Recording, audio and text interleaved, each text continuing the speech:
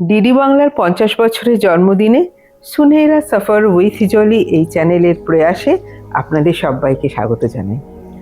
আজকে যে ঘটনাটার কথা বলবো, সেই সময় আমি পোর্ট ব্লেয়ার দূরদর্শনে পোস্টিং ছিলাম আন্দামানে। আন্দামানকে না মিনি ইন্ডিয়া বলা হয়, কারণ ওখানে সব ভাষার লোক বাস করেন। তো ওইখানে কি হলো যে দূরদর্শনে প্রত্যেক সপ্তাহে এক একটা ভাষায় অনুষ্ঠান প্রচারিত হতো। তো মাতৃভাষা দিবস 21শে ফেব্রুয়ারি আমি একজন বাংলায় অ্যাঙ্কার খুঁজছিলাম বা সঞ্চালক খুঁজছিলাম, কিছুতেই পাচ্ছি না। এমনি প্যানেল যারা ছিলেন তাদের মধ্যে কেউ বাংলা জানতেন না। তখন কি হলো, অগত্যা আমাকেই মাঠে নামতে হলো। আর মাঠে নামতে তো অসুবিধে ছিল না, কিন্তু আমি ওখানে যাবার পরে যারা কাজ করতেন ওখানে অ্যাজ অ্যান অ্যাঙ্কার, তাদের আমি যেগুলো বলতাম যে এটা করবেন, এই ধরনের, এইভাবে কথা বলতে হবে, এইভাবে তাকাতে হবে, ক্যামেরা এভাবে ফেস করতে হবে, এভাবে শুরু করতে হবে, এভাবে শেষ করতে হবে, মানে একটু গাইড করতাম আর কি। তো সেই সবগুলো মেনে তো আমাকেও করতে হবে। তো আমি তো গ্রুমার হিসেবে ঠিক আছে, কিন্তু আমি তো আর পারফর্মার নই। কিন্তু যাই হোক, ব্যাপারটা উতরে গিয়েছিল আর কি। আমার জীবনে দূরদর্শনের পর্দায় ওটাই প্রথম আর ওটাই শেষ। দূরদর্শন পায়ে পায়ে 50-এ, কি যে আনন্দের এ খবর। আর এটা সত্যি কিন্তু উদযাপনেরই বিষয়। পায়ে পায়ে এই যে 50 হয়ে যাওয়া, এ পথ কি সত্যি সুগম ছিল, খুব সহজ ছিল? তা কিন্তু নয়। কিন্তু সমস্ত প্রতিকূলতা পার করে দূরদর্শন কিন্তু 50-এ পা দিয়েছে। এটা সত্যি বড্ড আনন্দের বিষয়। দেখুন, দূরদর্শন মানেই কিন্তু আমাদের ছোটবেলাকার নস্টালজিয়া, আমাদের বেড়ে ওঠা। আমার মনে আছে, আমাদের যখন ছোটবেলা, সেই সময়টায় কিন্তু একদম রেডিও আষ্টে পৃষ্ঠে জড়িয়েছিল। কিন্তু সেই মোড়কটা ভেঙে দূরদর্শন যে কখন ঘরে ঘরে ঢুকে গেল, সেটা তার নিজের গুণেই। আসলে আমাদের একদম ছোটবেলায় কিন্তু দূরদর্শন সব বাড়িতে, কিন্তু টেলিভিশন তো ছিল না, খুব স্বাভাবিকভাবেই দূরদর্শন তাই সব বাড়িতে এসে পৌঁছয়নি। কিন্তু দূরদর্শনে নিজেদের টানে, সেই নিজের গুণে আস্তে আস্তে কিন্তু সে প্রবেশ করলো। আর দূরদর্শনের বিভিন্ন অনুষ্ঠান এবং মেগা সিরিয়ালের যে একটা আকর্ষণ, সেগুলো কিন্তু আস্তে আস্তে দূরদর্শনই দেখায়। এবং সপ্তাহের শেষে ওই যে সিনেমা, হ্যাঁ, তারও কিন্তু একটা অমোঘ টান ছিল। আর এসব নিয়ে কিন্তু অনেক কবিতাও লেখা হয়েছে, কত গান লেখা হয়েছে। এমনই দূরদর্শন, সেই দূরদর্শনের বেড়ে ওঠা এবং তার পথ চলা, এবং তারপর যখন আমি বেড়ে উঠলাম এবং আমার কাজের জগতের সঙ্গে দূরদর্শন ওতপ্রোতভাবে জড়িয়ে গেল, তখন তা কিন্তু আমার কাছে একটা অমোঘ হয়ে উঠল। শুধু কিন্তু একটা মানে কি বলবো, এন্টারটেনমেন্ট নয়, আমার কাছে দূরদর্শন আমার কাছে শিক্ষক, আমার কর্মদাতা। তাই দূরদর্শন আমার কাছে খুব খুব বিশেষ। 2013 সালে আমি দূরদর্শনে কাজ করতে শুরু করি। জলি সরকার, আমাদের অত্যন্ত প্রিয় জলিদি, তার কাছেই আমার ঘরে বাইরেতে প্রথম কাজ। তারপর থেকে আপনারা যারা ঘরে বাইরে নিয়মিত দেখেন, তারা হয়তো আমার মুখটা মাঝে মধ্যেই দেখতে পান। তো এই কাজ করতে গিয়ে অনেক রকম শিক্ষা হয়েছে। একটা বেসিক শিক্ষা নিয়ে তো আমরা কাজ করতে যাই, সেটুকু নিজেদের যোগ্যতা প্রমাণ করে তো তারপর কাজ করার সুযোগটা পাই। কিন্তু তারপর শেখার কিন্তু অনেক অনেক কিছু থেকে যায়, প্রতি মুহূর্তেই থাকে। মানে যাবৎ বাঁচি তাবৎ শিখি, আমরা সকলেই জানি। কিন্তু দূরদর্শন কিন্তু শিক্ষক, আমার কাছে অন্তত। তাই দূরদর্শনের কাছে আমি সত্যি ঋণী, কৃতজ্ঞ। দূরদর্শন তরুণদের পথ দেখাক, দূরদর্শন যারা প্রবীণ তাদের বন্ধু হয়ে উঠুক, সকলের জন্য দূরদর্শন। দূরদর্শন তো সত্যি কোনো নির্দিষ্ট সময়ের বা নির্দিষ্ট বয়সীদের জন্য নয়, সকলের দূরদর্শন। সকলের দূরদর্শন সকলের প্রিয় হয়ে আরও আরও অনেক 50 পেরিয়ে যাক। খুব ভালো থাকুক দূরদর্শন, এবং দূরদর্শনের সঙ্গে সংশ্লিষ্ট সমস্ত মানুষদের আমার শ্রদ্ধা, ভালোবাসা, প্রণাম। শুভ জন্মদিন দূরদর্শন, হ্যাপি বার্থডে। তোমাকে জানাই সুমনা চক্রবর্তীর তরফ থেকে প্রণাম। তুমি আমাকে ছোটবেলা থেকে আমার সমস্ত মূল্যবোধ শিখিয়েছ। ছোটবেলায় সেই রামায়ণ মহাভারত থেকে শুরু করে হিম্যান, সুপারম্যান, স্পাইডারম্যান সমস্ত তুমি দেখিয়েছ। তোমার জন্যই তো দৌড়ে দৌড়ে রোববার আর্ট স্কুল থেকে বাড়িতে আসতাম, যাতে এক ঝলক তোমাকে দেখতে পারি। সেই সময় তুমি DD1 ছিলে এবং কলকাতার অনুষ্ঠানগুলো সন্ধেবেলার পর ট্রান্সমিশন হতো। সেই সময় চিচিক ফাঁক হরেকরকম বা হজবরলার জন্য মুখিয়ে বসে থাকতাম। হ্যাঁ, আমার জীবনে সমস্ত মূল্যবোধ, আমার দেশ যে এক, জাতি ধর্ম বর্ণ নির্বিশেষে, সেটাও তুমি আমাকে গানে গানে শিখিয়েছ। তার পরবর্তীকালে যখন প্রফেশনালি গান করলাম, তখন আমাকে প্রথম গান গাওয়ার পথ কিন্তু তুমিই দেখিয়েছিলে। তোমার কাছে গিয়েই আমার গান রেকর্ড হয়েছিল, ভিডিও করেছিলাম গান। হ্যাঁ, সেই সময় দূরদর্শনে বিভিন্ন রকম অনুষ্ঠান হতো, আজও হয়, সেইগুলোতে অংশগ্রহণ করতাম এবং তুমি কিন্তু আমাকে শিখিয়েছিলে যে কিভাবে ট্যালি লাইট ফলো করে ক্যামেরার দিকে তাকিয়ে পারফর্ম করতে হয়। হ্যাঁ, তুমি আমাকে সব শিখেছিলে। তারপর অ্যাঙ্কারিংয়ের জগতে ঢোকা, সেটাও বেশ কিছুটা অ্যাক্সিডেন্টালি, সেটাও কিন্তু তোমার থেকেই সব শেখা। কিভাবে কথা বলতে হয়, শুধু রেকর্ডের অনুষ্ঠান নয়, লাইভ অনুষ্ঠানে কিভাবে কথা বলতে হয়, সেটাও তুমি শিখিয়েছিলে। কানের মধ্যে একটা টকব্যাক লাগানো থাকে এবং কথাটা না ঢিলের মতো, একবার যদি ভুল করে বেরিয়ে যায় তাহলে সেটা আর ফেরত আসে না। কতটা সচেতন হয়ে কথা বলতে হয় এবং প্রত্যেকটা কথা বলার, প্রত্যেকটা অনুষ্ঠানের পিছনে কতটা রিসার্চ ওয়ার্ক থাকে, সেই রিসার্চ ওয়ার্কটা করাও কিন্তু তুমি শিখিয়েছিলে। তুমি আমার জীবনের শুরু থেকে আজ পর্যন্ত অনেক কিছু দিয়েছো, তার বদলে আমার থেকে অনেক কিছু নিয়েছো। তার মধ্যে সব থেকে বেশি নিয়েছো আমার ভালোবাসা।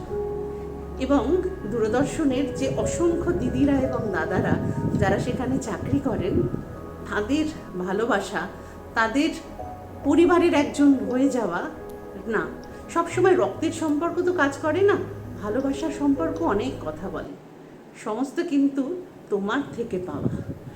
আমার গান থেকে, আমার সঞ্চালনা থেকে, আমার মূল্যবোধ থেকে, আমার জীবনের অনেকটা অংশ জুড়ে তুমি আছো। তোমাকে শুভ জন্মদিনের শুভেচ্ছা জানাই। তুমি 50-এ পা দিলে, জানি আমাদের থেকে তুমি অনেকটা বড় হয়ে গেছে, কিন্তু অনেকে তোমাকে প্রৌঢ় বলে মজা করতে পারে। এই জীবনে তুমি যা অভিজ্ঞতা সঞ্চার করেছো, আমার মতে সেই আর্কাইভাল ভ্যালু অন্য কারোর নেই। আজও আমরা সোশ্যাল মিডিয়ায় বসে বসে সেই পুরনো অনুষ্ঠানগুলো দেখি আর তখন তোমাকে স্যালুট জানাই। দূরদর্শন 50তম জন্মদিনে তোমাকে অনেক অনেক অভিনন্দন। আমি জানি 50টা শেষ কথা নয়, 60, 70, 80, 90 আস্তে আস্তে তুমি এগিয়ে যাবে। আমরা থাকবো না, কিন্তু তুমি থাকবে আমাদের হয়ে, আমাদের কথা বলার জন্য। হ্যাপি বার্থডে দূরদর্শন, ভালো থেকো। সকাল সকাল জন্মদিন জন্মদিন, আজ তোমার জন্মদিন বলে টিভির পর্দায় বাচ্চাদের, যেখানে বাচ্চারা নিজেদের ছবি, নিজেদের নানান রকম আনন্দ অনুষ্ঠান দেখে দারুণভাবে আনন্দিত হয়ে ওঠে, সেই দূরদর্শনের এবার 50 বছরের জন্মদিন। জন্মদিনের শুভেচ্ছা জানাই দূরদর্শনকে। দূরদর্শন প্রথম যখন আসে সে কথা আমার মনে নেই, কারণ আমি তখন খুবই ছোট। আমাদের আর প্রথম দিকে যেটা ছিল, টিভি আসলে পড়াশোনার ক্ষতি হবে এরকম একটা ভাবনা থেকে আমাদের বাড়িতে দীর্ঘদিন কিন্তু টিভি ছিল না। প্রথম টিভির সঙ্গে আমাদের সরাসরি পরিচয়, আমাদের স্কুল একটি কুইজ কম্পিটিশনে পার্টিসিপেট করে দূরদর্শনে হয়ে। তারা দুটো স্কুলের মধ্যে হয়, ক্রাইস্ট চার্চ এবং আর কোন একটা স্কুল আমার মনে নেই সেটা, কিন্তু ক্রাইস্ট চার্চ জিতে যায়। সেখানে প্রথম কিন্তু সেই টেলিকাস্টটা আমাদের দেখা এবং সেই আমার সরাসরি দূরদর্শনের সঙ্গে প্রথম পরিচয় বলা যায়। সবাই জানেন তখন একটিমাত্র টিভি চ্যানেল, একটিমাত্র চ্যানেল এবং আমাদের আনন্দের একমাত্র খোরাক এই দূরদর্শন। সেই দূরদর্শনে প্রথম যখন বায়োডাটা জমা দিতে আসলাম, সেটা একটা অদ্ভুত রকম রোমাঞ্চই বলা যায়। একটা ভয় ছিল, আশা ছিল ঠিকই, যেহেতু এসেছিলাম একটু দূরে দূরে বুকে বায়োডাটা জমা দিতে, কিন্তু মনে হয়েছিল না বাবা, এখানে আমি চান্স পাবোই না। ব্রতদিদি যেখানে কাজ করেন, মধুমন্তী মৈত্র কাজ করছেন, ছন্দাদি যেখানে কাজ করে গেছেন, সেইখানে একই জায়গায় একই প্ল্যাটফর্ম থেকে আমি কাজ, মানে যত সামান্যই হোক না কেন আমি সেখানে কাজ করব, এটা ভাবনাটাই ছিল একটা অদ্ভুত একটা স্বপ্নের মতন। বায়োডাটা দিয়ে আসার বেশ অনেক দিন পর, অনেক মাস পর যখন ডাক পেলাম প্রথম যাওয়া এবং প্রথম স্টুডিওয়ে ঢোকা, সেটা একটা স্বপ্নের মতন ব্যাপার। আস্তে আস্তে যা হয়, স্বপ্নটা যখন সত্যি হয়ে এলো তখন তো সেই রোমাঞ্চটা কমে গেল, কিন্তু একটা ভীষণ ভালো লাগায় যেন ঘিরেছিলাম। এই করে করে 10-12 বছর বিভিন্ন অনুষ্ঠান, অনেকের সঙ্গে বিজ্ঞান জিজ্ঞাসা দিয়ে শুরু, তারপরে পরিবেশ, তারপরে অঙ্কুর বলে একটা বাচ্চাদের প্রোগ্রাম, ঘরে বাইরে মন নিয়ে নানান রকম অনুষ্ঠানে যখন করেছি ভালো লেগেছে, করতে করতে অনেক কিছু শিখেওছি। আজকে অনেকে যখন বলে দূরদর্শন ও তো খুব একটা বেশি কেউ দেখেই না, তখন না বলতে ইচ্ছে করে এখনো কিন্তু দেখেন।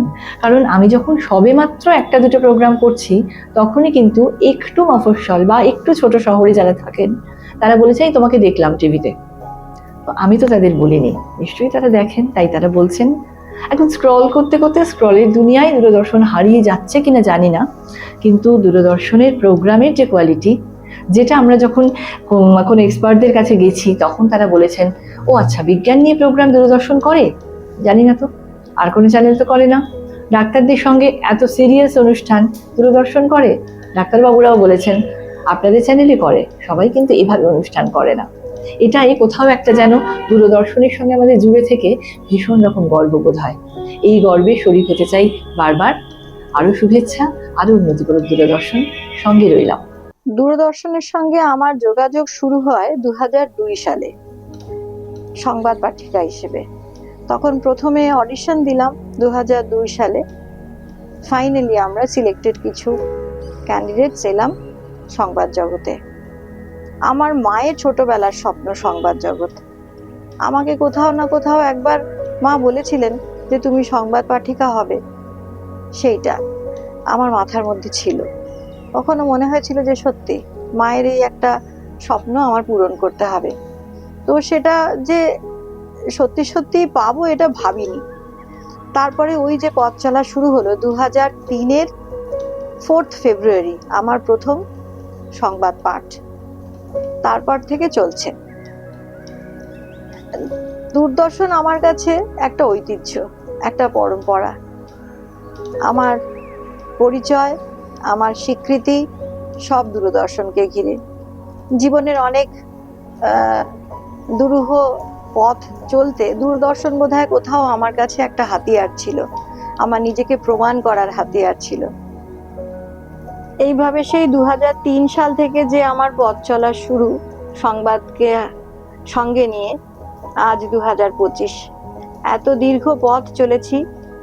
নিশ্চয়ই আপনাদের সবার ভালোবাসা আশীর্বাদ আমার সঙ্গে ছিল, আর পেয়েছি সঙ্গে আমার আরো পরিচয়ের জায়গা তৈরি হয়েছে, আমার একটা এক্সটেন্ডেড ফ্যামিলি তৈরি হয়েছে দূরদর্শনকে ঘিরে। এছাড়া যে বিশেষ বিশেষ খবরের সূত্র ধরে আপনাদের কাছে পৌঁছে গেছিলাম সেই সময়, তার মধ্যে বিশেষ উল্লেখযোগ্য সাদ্দাম হোসেনের ধরা পড়া। 3:30-র সময় সাদ্দাম হোসেনকে ধরা হয়েছিল, আর আমি সকাল 6টার নিউজে তার হেডলাইন ব্রেক করেছিলাম। ওটা নিজে যখন পড়ছি তখন শুনছি, যে নিজেও শুনছি যে সাদ্দাম হোসেন ধরা পড়েছে। তারপরে আরও দুঃখের খবরের মধ্যে স্টিফেন কোর্ট অগ্নিকাণ্ড, সেই খবরটাও নিজের মুখ দিয়ে প্রথম দর্শকের সামনে তুলে ধরলাম। তারপরে ভালো খবরের মধ্যে ভারতের বিশ্বকাপ জয়, এই খবরও পড়তে পেরেছি। তো যত দিয়েছি আপনাদের তার থেকেও বেশি পেয়েছি আমি।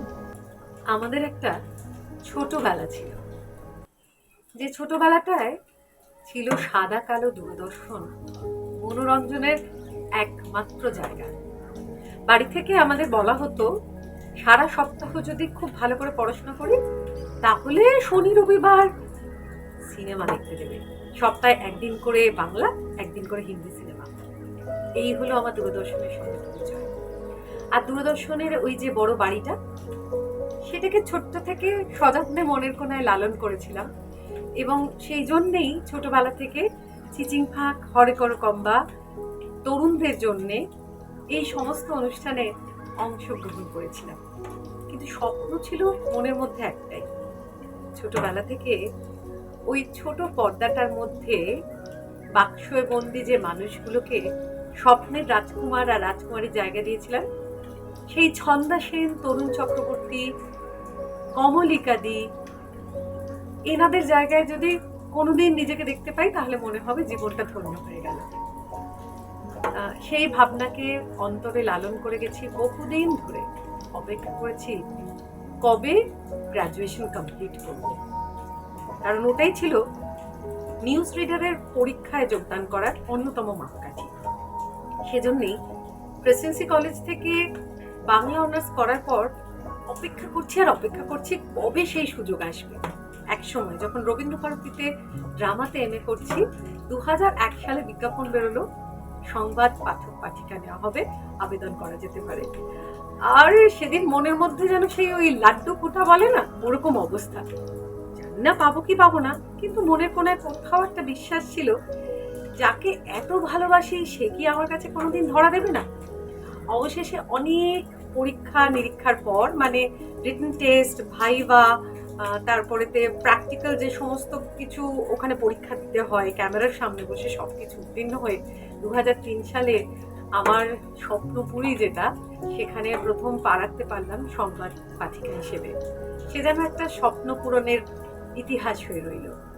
50 বছরের জন্মদিনে দূরদর্শনের জন্য রইল অনেক ভালোবাসা, শ্রদ্ধা এবং শুভকামনা। খুব ভালো লাগছে ডিডি বাংলার জন্মদিন পালন করতে পেরে।